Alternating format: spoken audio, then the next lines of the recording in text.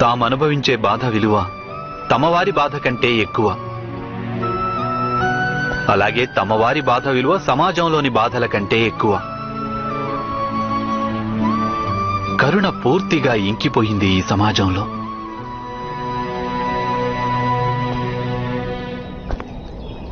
ఎప్పుడైతే సమాజంలో కరుణ నశిస్తుందో అప్పుడు ప్రజలలో ఆత్మీయత నశిస్తుంది అగ్రజ.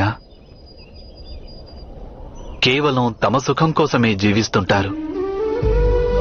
ఈరోజు ద్వారక ఏ స్థితిలో ఉన్నదో అదే స్థితిలో సమస్త ఆర్యావర్తమూ ఉంది.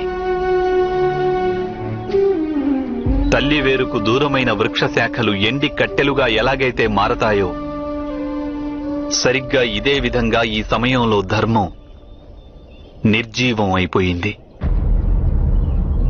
ధర్మానికి ప్రాణప్రతిష్ఠ చేయవలసిన సమయం ఆసన్నమైంది.